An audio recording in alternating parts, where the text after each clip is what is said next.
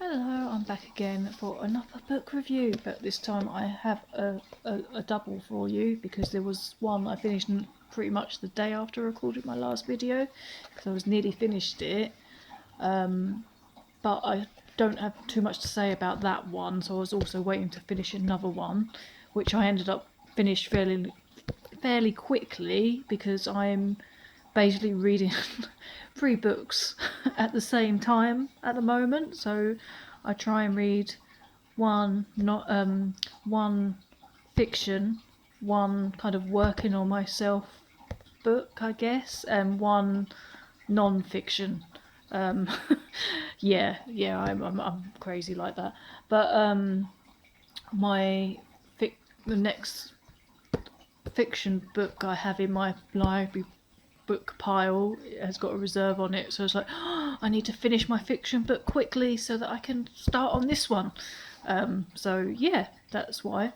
Not sure if you can hear the water running in the background. If you can, that's my cat's water fountain. Not sure if I mentioned that last time or not, but if you can hear water in the background, it's just Jagger's little water fountain thing.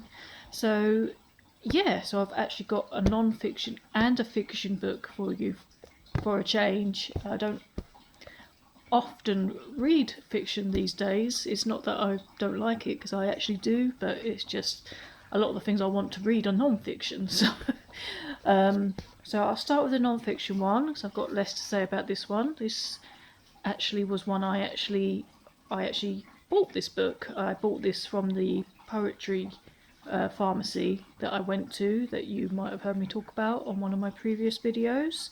I spent ages in their little shop browsing all their books and stuff, and I wanted to get some. I thought, if I'm going to buy myself a book, then I want to get one that's going to help me write. So I got this one, which is 21 Days to Awaken the Writer Within by Lisa Fugard.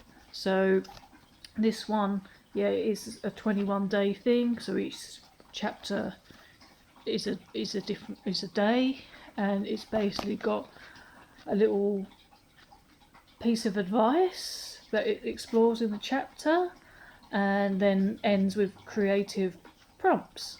So you've got things like first drafts, also things revision, and more general ones as well. And so I don't have a lot to say about this one because, I mean, it was okay. I mean, it didn't really give me anything I didn't know as a writer. I like the fact that each chapter ended with a creative prompt, because I thought, well, that will help me try and write more. However, I found a lot of the prompts I just wasn't inspired by. A few of them I kind of was, but I don't feel like from the prompts in this, that I wrote anything I was particularly pleased with. So yeah, so it wasn't a terrible read by any stretch of the imagination, but for me it didn't really do anything, but for someone else it might do the trick. But having said that, I only finished this a few days ago, and Jagger just made a big jump just then, if you heard a strange noise. So yeah, oh, that distracted me, the cat. But so I have found, I finished this a few days ago. Since yesterday, suddenly I'm like overwhelmed with ideas for writing and articles and all sorts of things, which is new because I struggle with writer's block quite a lot when it comes to like more creative things, or things that are not, specifically reviews or things like that. And I hadn't really, I like just, now and again get inspiration to write like a poem or something like that. But suddenly my mind is like going whirring away with all these ideas. So whether it has anything to do with this book or is just a pure coincidence, I don't know. But yeah, so that's Awaken, 21 Days to Awaken the Writer Within, Lisa Fugard. And the other book is the fiction one, and I went down a slightly different route because I got children's fiction, and it's called Girls, and it's by a Dutch writer called Annette Schaap. I'm not sure if I'm saying that right. I'm sure I'll be corrected. But I really like the idea of this because basically it's lots of short stories and they're based on fairy tales but kind of flipped on their head to make the girls in them a bit more empowered. So obviously that was right up my street, and as it was, I did actually really enjoy this one. There's kind of retellings of the big bad wolf. The Is it the Frog and the Princess? I'm not sure what that fairy tale's called, but I really loved it. I really enjoyed how the writing.